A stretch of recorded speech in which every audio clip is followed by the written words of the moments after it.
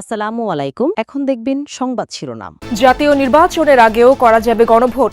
সংবিধান সংস্কারে সংসদের জন্য সময় ৯ মাস। জুলাই সনদ বাস্তবায়নে ঐকমত্য কমিশনের সুপারিশ। অনৈক্য প্রতিষ্ঠার প্রচেষ্টা, প্রতিক্রিয়ায় বিএনপি। নভেম্বরে গণভোট চায় জামায়াত। বাস্তবায়নের নিশ্চয়তা না থাকলে স্বাক্ষর কেবলই আনুষ্ঠানিকতা, মন্তব্য এনসিপির। অহেতুক নির্বাচন প্রশ্নবিদ্ধ করতে পারে এমন বিদেশি পর্যবেক্ষক চায় না সরকার, জানালেন পররাষ্ট্র উপদেষ্টা। আওয়ামী আমলের ভোট নিয়ে ভারতকে প্রশ্ন না করায় সাংবাদিকদের ওপর অসন্তোষ। চট্টগ্রাম বন্দরের বর্ধিত মাশুল কমানোর আহ্বান বিজিএমইএর নেতারা বললেন, ২০ জন শ্রমিক দিয়ে ট্রেড ইউনিয়ন গঠনের সিদ্ধান্ত অগ্রহণযোগ্য।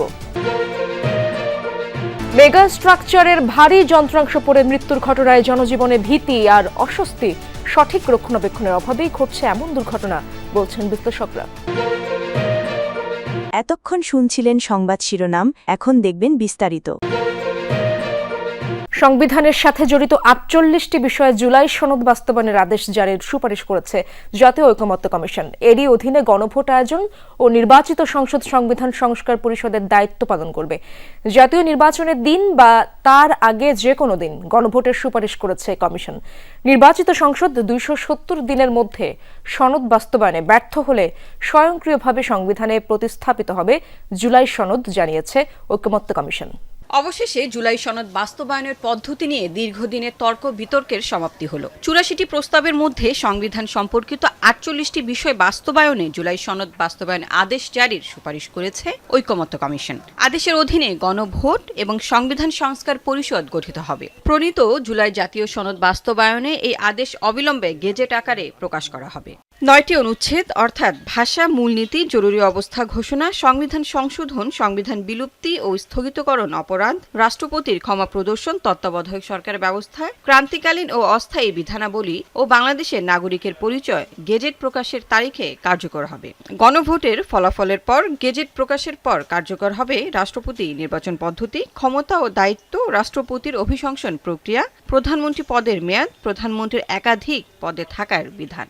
দুটো বিকল্প সরকারের হাতে আছে। এর দুটো বিকল্পেরই কিছু কিছু জিনিস এক, সরকার যেন অবিলম্বে একটি আদেশ জারি করে। এই যে আদেশ এবং আদেশের তফসিলে অন্তর্ভুক্ত ৪৮টি সংবিধান সংশ্লিষ্ট বিষয়ে জুলাই সনদ বাস্তবায়নের সুপারিশমালা প্রধান উপদেষ্টা ডক্টর মোহাম্মদ ইউনূসের কাছে হস্তান্তর করে জাতীয় ঐকমত্য কমিশন। দুপুরে রাষ্ট্র অতিথি ভবন যমুনায় সুপারিশমালা হস্তান্তর করেন কমিশন সদস্যরা। এ সময় প্রধান উপদেষ্টা বলেন, সঠিকভাবে জুলাই সনদ বাস্তবায়ন করা গেলে নতুন বাংলাদেশের সূচনা হবে। রাষ্ট্র সংস্কারে ৯ মাসের দীর্ঘ আলোচনা শেষে গেল ১৭ই অক্টোবর জুলাই জাতীয় সনদে স্বাক্ষর করে রাজনৈতিক দলগুলো। যদিও আইনি ভিত্তি ও বাস্তবায়ন পদ্ধতি ইস্যুতে সনদে এখনও স্বাক্ষর করেনি এনসিপি ও কয়েকটি বাম দল। সনদ স্বাক্ষর করলেও বাস্তবায়ন প্রক্রিয়া নিয়ে কিছুটা সংশয় আছে কয়েকটি রাজনৈতিক দলেরও। নানা তর্ক বিতর্কের পর জাতীয় ঐকমত্য কমিশন জুলাই সনদ বাস্তবায়নের লক্ষ্যে নিজেদের সুপারিশমালা প্রধান উপদেষ্টার কাছে হস্তান্তর করেছে। জুলাই সনদ প্রক্রিয়ার শুরু থেকেই দীর্ঘ প্রচেষ্টার জন্য কমিশনকে ধন্যবাদ জানান প্রধান উপদেষ্টা। শুরুতে ধন্যবাদ জানিয়ে রাখছি এই ঐতিহাসিক দিনটা সূত্রপাত করার জন্য। জুলাই সনদকে ঐতিহাসিক পরিবর্তন উল্লেখ করে প্রধান উপদেষ্টা এর সঠিক বাস্তবায়নের উপর গুরুত্ব দেন। এটা ঐতিহাসিক পরিবর্তন, তাদের বাস্তবায়নের প্রক্রিয়াটা যদি আমরা সঠিকভাবে পালন করতে পারি, কাজ এগিয়ে নিয়ে যেতে পারি, তাহলে বাংলাদেশ অতীত থেকে মুক্ত হয়ে যাবে। এটি হলো আমরা সেই অতীত থেকে মুক্ত হতে চাই, নতুনভাবে বাংলাদেশ গড়ার কাছে নিযুক্ত হতে চাই। জুলাই সনদ বাস্তবায়নের সুপারিশ হস্তান্তর শেষে আনুষ্ঠানিকভাবে জাতীয় ঐকমত্য কমিশনের সমাপ্তি ঘোষণা করেন প্রধান উপদেষ্টার বিশেষ সহকারী। পর্যবেক্ষণের আড়ালে বিদেশি কেউ যেন উদ্দেশ্য প্রণোদিতভাবে নির্বাচনকে অহেতুক প্রশ্নবিদ্ধ করতে না পারে, সে বিষয়ে সতর্ক থাকবে সরকার। এই অবস্থানের কথা স্পষ্ট করে পররাষ্ট্র উপদেষ্টা বলছেন, ফেব্রুয়ারিতে ভোট নিয়ে বিদেশিদের প্রশ্ন না থাকলেও নির্বাচন না হওয়া পর্যন্ত তাদের উদ্বেগ থাকবে। জানান, ঢাকা বেইজিং সম্পর্ক নিয়ে যুক্তরাষ্ট্র সহ অন্য কারো উদ্বেগের কিছু নেই। সব পরাশক্তির সাথে ভারসাম্যপূর্ণ সম্পর্ক রাখবে বাংলাদেশ। আর সুযোগ পেয়েও আওয়ামী আমলের নির্বাচনে ভারতের ভূমিকা নিয়ে প্রশ্ন না করায় নিজের অসন্তোষ জানান তৌহিদ হোসেন। বাংলাদেশে যুক্তরাষ্ট্রের নতুন রাষ্ট্রদূত মনোনীত হয়েছেন ব্রেন্ট ক্রিস্টেনসেন। সম্প্রতি সিনেট শুনানিতে চীনের সাথে বাংলাদেশের সম্পর্ক ঝুঁকি বাড়াচ্ছে বলে মন্তব্য করেন তিনি। এ নিয়ে পররাষ্ট্র মন্ত্রণালয়ের অবস্থান জানতে চান সাংবাদিকরা। আমার তো মনে হয় না, যেহেতু আমরা ব্যালেন্স মেনটেন করে চলি, কারোই উদ্বিগ্ন হওয়ার কিছু নেই।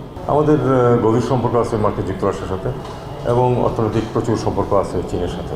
প্রত্যেক বৃহৎ দেশের সাথে আমাদের স্বার্থ আছে, সেই স্বার্থ আমাদেরকে সমন্বয় রাখতে হবে। ফেব্রুয়ারিতে নির্বাচন নিয়ে বিদেশিদের শঙ্কা নেই দাবি করে আগ্রহী রাষ্ট্র ও সংস্থা চাইলে পর্যবেক্ষক হিসেবে আসতে পারবে বলে জানান উপদেষ্টা।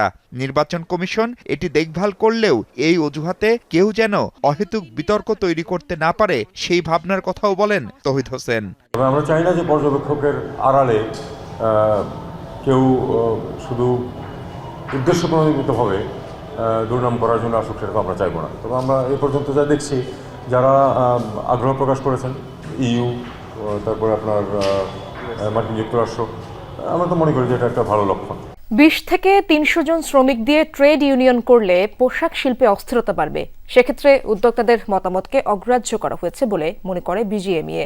বলা হয়, সংশোধিত শ্রম আইনে শ্রমিকের সংজ্ঞাতেও ঘাপলা আছে। সক্ষমতা না বাড়িয়ে চট্টগ্রাম বন্দরে মাশুল বৃদ্ধির সিদ্ধান্ত অগ্রহণযোগ্য। উদ্যোক্তারা জানান, এলডিসি উত্তরণ 3 বছরের জন্য পিছিয়ে দেওয়ার বিকল্প নেই। পোশাক খাত বলা যায় রপ্তানি বাণিজ্যের প্রাণ। এই খাত থেকে আসে মোট রপ্তানি আয়ের 80%।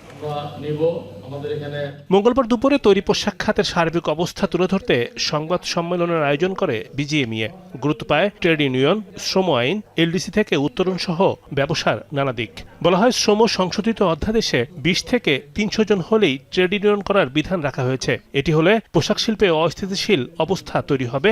বিদেশিদের পরামর্শে এমন বিধান বলেও জানান সংগঠনের সভাপতি। শ্রমিকের অধিকার নিয়ে দীর্ঘদিন ধরে চর্চা করছেন, তারাই এটার ভিতরে থাকুক। আমরা চাই না জুট ব্যবসায়ীরা, একদম স্পেসিফিক বলছি, জুট ব্যবসায়ীরা ট্রেড ইউনিয়ন করার সুযোগ পাক। কোনো বাড়িওয়ালার যদি ইল মোটিভ থাকে, এই 20 জনকে কনভিন্স করে একটা ট্রেড ইউনিয়নের জন্য আবেদন করে ফেলবেন। 300 শ্রমিক যেখানে আছেন, সেখানে মাত্র 20 জনকে অধিকার দিলে এটা রাইট রিপ্রেজেন্টেশন হবে না। জানানো হয়, খসড়া আইনে শ্রমিকের সংজ্ঞায় কর্মকর্তা কর্মচারী কথাটি একসঙ্গে যুক্ত করা হয়েছে। এর ফলে 2 স্তরে বিভাজন তৈরি হতে পারে। সুবিধা না বাড়িয়ে চট্টগ্রাম বন্দরে মাশুল বৃদ্ধি করা নিয়ে প্রশ্ন তুলেছে বিজিএমইএ। বলা হয়, 40 বছরে মাশুল বেড়েছে 308%।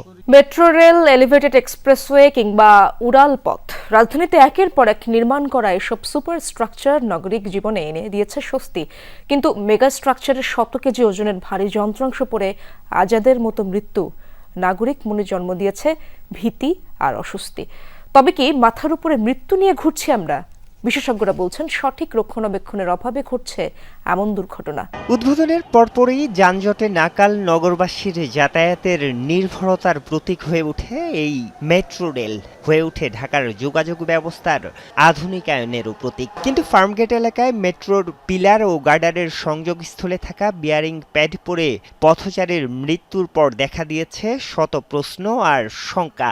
মাথার উপর দিয়ে দ্রুত গতিতে গন্তব্যে পৌঁছানো মেট্রো যাত্রা নগরবাসীর মৃত্যুর পরোয়ানা হয়ে ঝুলছে না তো?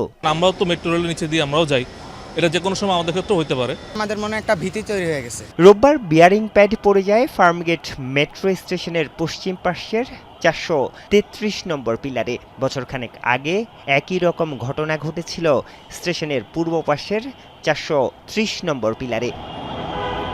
বারবার একই জায়গায় কেন এমন দুর্ঘটনা? এ পিলার দুটির 2 পাশের রেলপথের আগে এবং পরে রয়েছে বিশাল 2টি বাঁক। আগারগাঁও স্টেশনের একটু পর থেকে ফার্মগেট মোড় পর্যন্ত পুরো এই পথ মেট্রোকে পাড়ি দিতে হয় সর্পিল আকারে।